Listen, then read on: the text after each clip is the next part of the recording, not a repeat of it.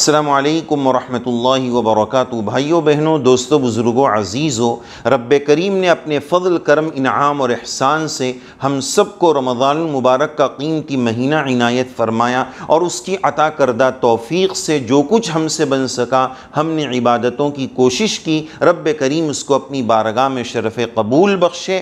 اب رمضان المبارک کے بعد ایک اور عبادت شریعت کا ہمارے اوپر تقاضا ہے، اس اہم عبادت کی ہمارے اوپر حدیث پاک کی روشنی میں ہدایت ہے، اور وہ ہے شوال المکرم کے 6 روزے رکھنے کا اہتمام۔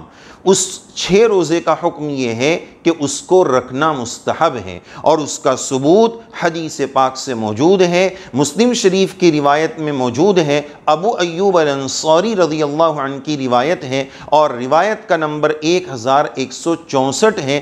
روایت کا خلاصہ یہ ہے کہ نبی کریم صلی اللہ علیہ وسلم نے یہ بات ارشاد فرمائی کہ جس نے رمضان المبارک کے پورے روزے رکھے، ثم اتبعہ 6 من شوال، اور پھر اس کے بعد شوال کے مہینے میں 6 روزے رکھ لیے، تو گویا اس نے پورے زمانے اور پورے سال روزے رکھ لیے۔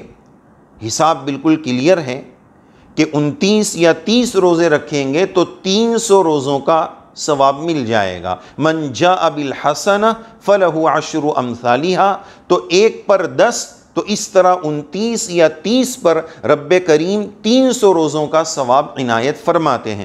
اب مزید 6 روزے رکھ لیے گئے تو 360 روزوں کا ثواب مل جائے گا، اور اسلامی کیلنڈر میں ایک سال میں 360 دن ہوتے ہیں، تو اس طرح پورے سال روزہ رکھنے کا انشاءاللہ ہمیں ثواب ملے گا۔ تو درخواست یہی ہے کہ ہم اس روزہ رکھنے کا بھی اہتمام کریں، اور اس سلسلے میں ہمیں 3 اور اہم ہدایت دینی ہے۔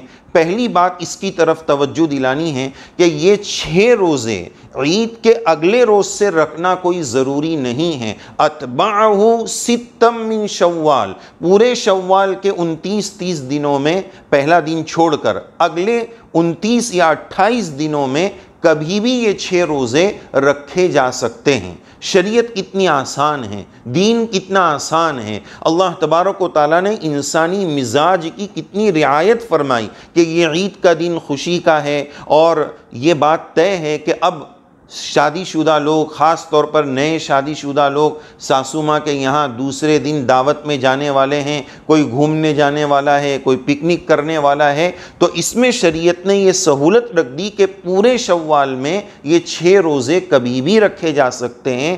دوسرے دن سے، جس کو ہم لوگ باسی عید بولتے ہیں، یہ باسی ہو گئی، اور دوسری عید، تیسری عید کھینچ کر پتہ نہیں کہاں تک لے کر چلے جاتے ہیں۔ اسلام میں تو صرف یہی ایک عید پہلا ہی دن ہے، یہ عید اور عید الاضحیٰ بس۔